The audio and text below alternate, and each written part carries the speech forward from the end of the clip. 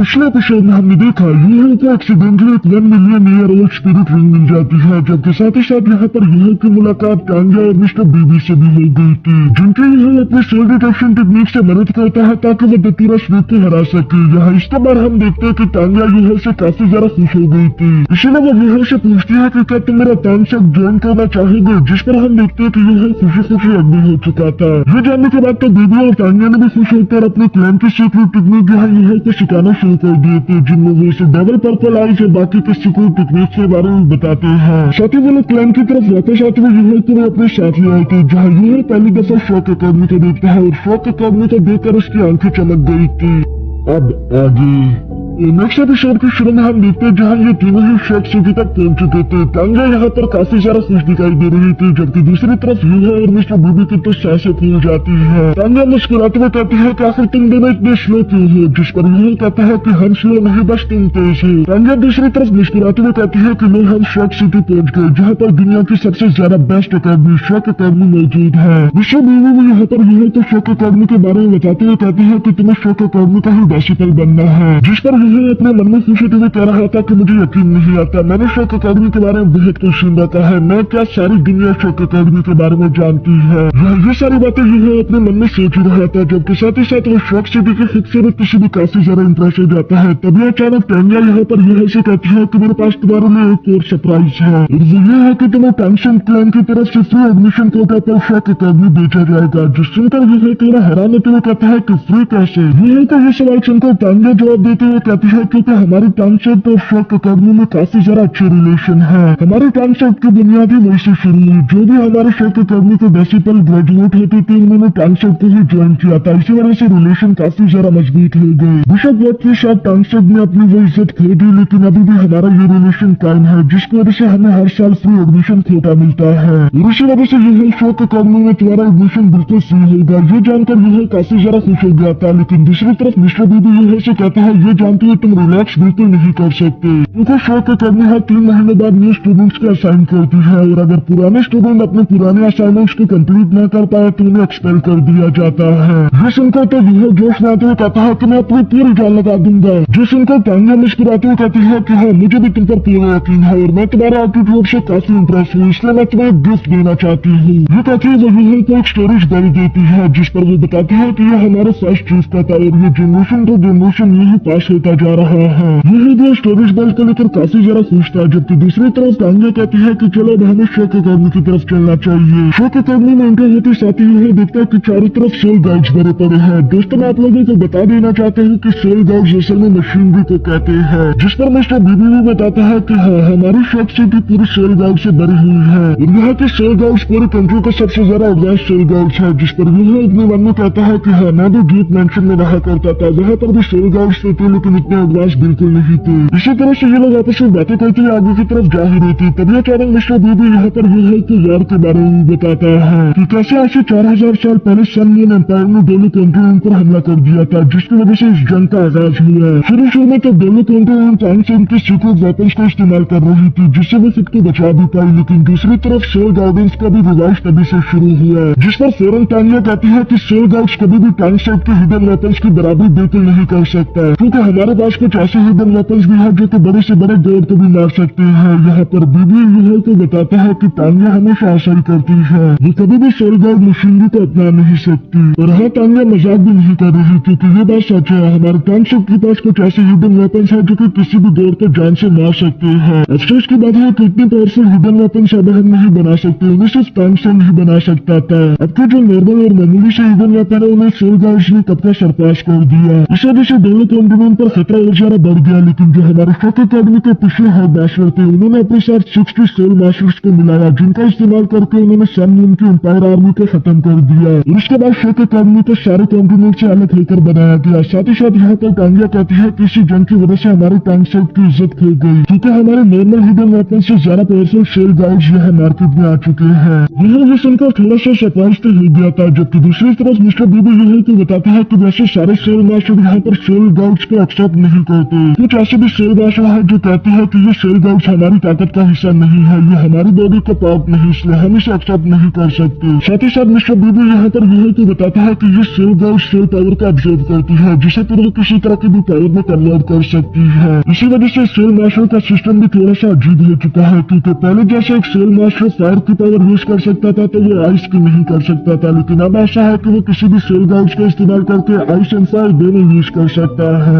ये सुनने के बाद अपने स्पिरिचुअल आइस का इस्तेमाल करते हुए साथ वाले आदमी के लाइटर को देख रहा था, जिस पर उसे जानने को मिलता है कि ये तो काफी ज्यादा कमाल का है, क्योंकि अब सेल पावर एक्टिवेशन की लिमिट तो हट चुकी है। दूसरी तरफ मिस्टर बीबी कहता है कि हाँ, और इसी वजह से ज्यादातर लोग अब सेल रिंग्स का ऑब्जर्व नहीं करते, इसी वजह से उन लोगों की सेल रिंग भी वीक हो चुकी है। दोस्तों पहले डिफरेंट सेल रिंग्स को ऑब्जर्व करके मुख्तलिफ पावर्स को एक्टिवेट किया जाता था, लेकिन अब तो सेल गाइडेंस मौजूद है, जिसकी वजह से ज्यादातर लोग अब सेल रिंग्स पर ध्यान नहीं देते। लेकिन मिस्टर बीबी बताता है कि अभी भी एक ऐसी क्लास है जिसे हम नोबल क्लास कहते हैं, उन लोगों ने सेल गाइडेंस को पूरी तरीके से रिजेक्ट कर दिया। यही से भी ये बात एक्सेप्ट नहीं हो रही थी, इसलिए वह हैरानगी के साथ कहता है कि वैसे लोग ऐसा क्यों करेंगे, जिस पर मिस्टर बीबी कहता है कि लोगों ने सेल गाइड को सिर्फ इसलिए एक्सेप्ट किया ताकि उनकी जिंदगी आसान हो जाए, क्योंकि बस थोड़ी सी सेल पावर का इस्तेमाल करके वो लोग एक जगह से दूसरी जगह तक पहुंच सकते हैं।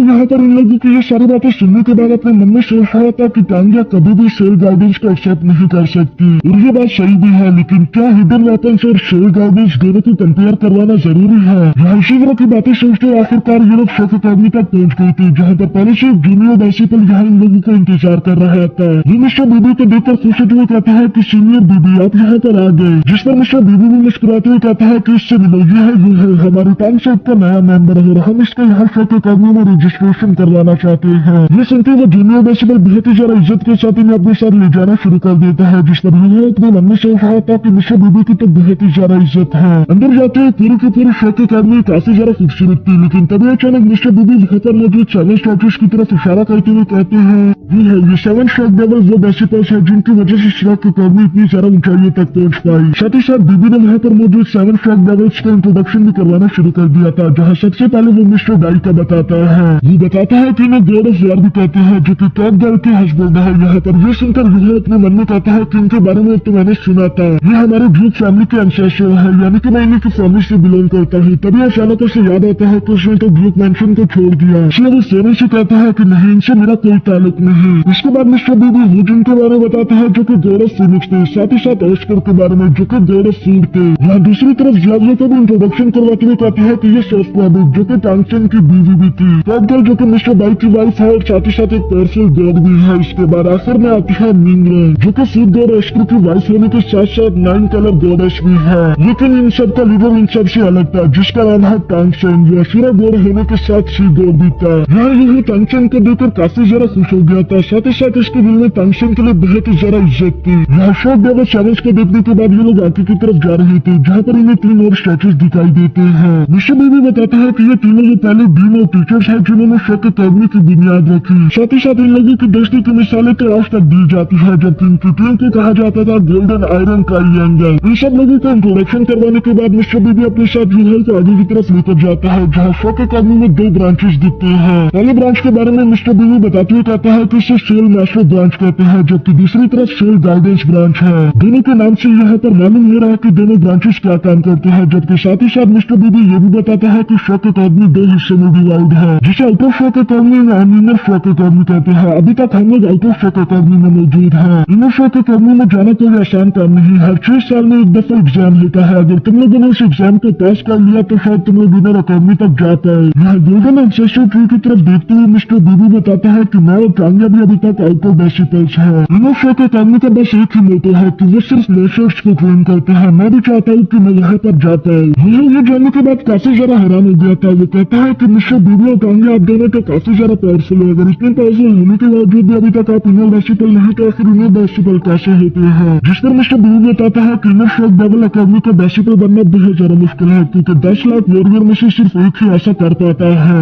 मैं से कुछ साल पहले स्टार सोर्स में एक इनर प्रिंसिपल से मिला था, जो कि बहुत ही ज्यादा पावरफुल था। फोकस ने सिर्फ अपने बेयर हॉर्न्स का इस्तेमाल करके ही 3 मिलीनियम स्पिरिचुअल बीस्ट को जान से मार दिया था, और ये भी सिर्फ इसलिए क्योंकि उसे इनर अकादमी से ऐसा टास्क दिया गया था कि उसे एक दिन के अंदर ये सब कुछ करना है। यहाँ ये लोग इसी तरह से बातें करते हुए सेल गाइडेंस के डिपार्टमेंट तक पहुंच गई थी, जहाँ पर उसे फोन करने वाले फाउंडर्स के स्टैचूज भी लगाए हुए थे। मिस्टर बी और इन लोगों के यहाँ तक पहुंचने से पहले ही उस जूनियर बेसिकल ने सारी की सारी रजिस्ट्रेशन कंप्लीट कर दी थी। साथ ही साथ वो यहाँ का यूनिफॉर्म और बैग भी लाकर यहाँ पर मिस्टर बीबी को दे देता है, जिसे मिस्टर बीबी यहाँ को पकड़ाते हुए कहते हैं कि उम्मीद करता हूँ तुम्हें यहाँ पर मजा आए। साथ ही साथ मिस्टर बीबी बताता है कि 3 दिन बाद तुम्हारी क्लासेस शुरू होगी। अभी के लिए इस बिल्डिंग के पीछे हॉस्टल है जहाँ पर तुम्हारे लिए मैंने रूम बुक कर दिया, तुम यहाँ पर जाकर रह सकते हो। साथ ही साथ तुम्हारे फर्स्ट ईयर की सारी फीस भी हमने अदा कर दी, लेकिन आगे से तुम्हें खुद का ख्याल खुद ही रखना है। जिस पर यह मिस्टर बीबी का शुक्रिया अदा करता है। मिस्टर बीबी यहाँ पर यह से कहता है कि अब मुझे टांगिया को चलना है ताकि हम लोग रिपोर्ट कर सके। टांगिया यहाँ पर टीचर्स की नींद पढ़ने के बाद समझ गई थी कि यह को पढ़ाने वाली मिसेस जाई होगी, जो कि एक प्योर डेविल टीचर है। उसे तो अभी से यह पर तरस आ रहा था। इसके बाद नेक्स्ट सीन में हम देखते हैं जहाँ यह अपने दोस्तों से अलग होकर हॉस्टल की तरफ जा रहा था। रास्ते में से एक बूढ़ा आदमी दिखाई देता है, जिसे यह सवाल करके पूछता है कि ग्रैंडपा क्या आप बता सकते हैं कि रूम नंबर 201 कहाँ पर है। वो बूढ़ा आदमी यहाँ पर यह को देखकर बताता है कि सेकंड फ्लोर का फर्स्ट रूम। साथ ही साथ वो अपने मन में कह रहा था कि ये लड़का तो काफी ज्यादा अच्छा है, क्योंकि यह उसका शुक्रिया अदा करके वहाँ से चला जाता है। और आजकल की जनरेशन इतनी पोलाइट बिल्कुल भी नहीं। इसके बाद हम देखते हैं कि यह अपने रूम के सामने पहुंच गया था, जहाँ उसका बैग एक्टिवेट होकर दरवाजा खोल देता है और ये सब कुछ ऑटोमेटिकली ही चल रहा था, जो कि रूम के अंदर आते ही यह को मालूम हो जाता है वो जगह बहुत ही ज्यादा एडवांस और खूबसूरत थी। यह तो इस जगह आकर बहुत ही ज्यादा खुश लग रहा था। साथ ही साथ उसकी खिड़की से बाहर का नजारा भी बहुत ही ज्यादा खूबसूरत है। इन सारी खूबसूरत चीजों को देखते हुए अचानक से यह कि मिस्टर बी की बात याद आ जाती है, जहाँ मिस्टर बी ने यह से कहा था कि तुम्हें बहुत मेहनत करनी होगी। यह ये सोचकर अपने बेड पर बैठते हुए कहता है कि मुझे जोएंट्रियन स्ट्राइक टेक्निक की कल्टीवेशन प्रैक्टिस करनी चाहिए, क्योंकि उससे मेरे मैंडेरियन और सारे उत्पन्न हो रहे हैं। यह ये सोचते हुए जैसे उस टेक्निक की कल्टीवेशन करना शुरू करता है तभी अचानक वहाँ पर ट्रेनिंग भी यह के पास आ जाता है, जो कि यह से कहता है कि हाँ ये स्किल तुम्हारे लिए काफी ज्यादा बेहतरीन है, क्योंकि जोएंट्रियन स्ट्राइक टेक्निक से तुम्हारी हेल्थ पहले से ठीक हो चुकी है। साथ ही साथ पर्पल डीमन आइज तुम्हारी स्पिरिट आइज के लिए काफी ज्यादा कंपैटिबल है। अपनी मार्शल स्पिरिट आई और इस डबल आई को कंबाइन करने की वजह से तुम्हें बेसिक अटैकिंग शॉर्ट स्किल भी मिल सकती